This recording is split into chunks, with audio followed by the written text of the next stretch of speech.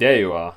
Hi, my name is Patrick, but you can call me 26. And what we want to do today is we want to talk about one feature that Swift should adopt from the language Dart. Let me set the scene. You're working on SwiftUI and you have, in particular, a certain view, and you're trying to say something like the frame, right? And one of the most annoying things is as you're typing so quickly, you forget and put the width or the height before the width, right? In the frame modifier. And you get this tiny error message that tells you that the width should always precede the frame, right? Or something like that. This can get annoying, particularly as you're building apps in SwiftUI. Now, let's have a look at how Dart handles things, right? Now, Dart is the language that Google uses to create Flutter apps, and this is how it handles things, right? So in this case, we have a function here, and this function in particular just prints the user's details. It has a name, an age, and the city is optional, right? And the name and the age are required, and also the fact that there are curly braces just outside the function brackets, the curly braces, mean that these are named parameters. Now, what we could do with that is we could come and, right? We could come here, do this, right?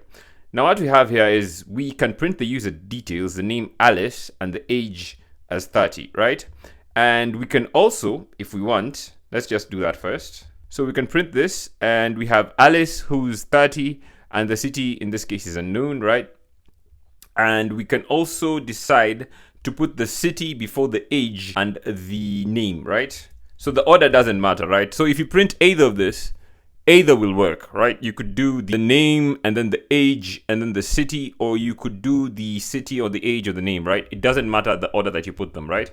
Now, if you were to try this in Swift, right? I'm sure you've already seen that, but if we were to try this in Swift, let's just create the same function. And here we have the display username details. And here we have the user's name, the age, the city, and it has a default of unknown, right? And then we just print the name, the age, and the city, right? If we do this, let's just create this, call this function. If you come here, call this function like so, and try running things, it obviously will work, right? If you run this and we see name Charles, age 40, city unknown, right? But if we do the opposite of this and try running and say we have a name Diana and then the city before the user age and try running it, it's going to complain and say that the user's age must precede the argument from city, right? Now that is the main thing. This is the main problem, if you ask me, with Swift, right? You can see in Dart, you can define a function where the parameters are explicitly named, and crucially, the order doesn't matter when you call it, as long as you use the names. And you can also give them optional values. Now, Swift is fantastic, it's powerful, it's modern, and we all love it. It's one of the best languages out there, right up there with Kotlin, right? But if we were to include this functionality that allows users to call the functions, right, or define functions that do not have to have a particular order, it would reduce the cognitive load. You have to, when you're typing, always remember the exact order of the parameters before you call them. So, what do you think? Am I onto something here?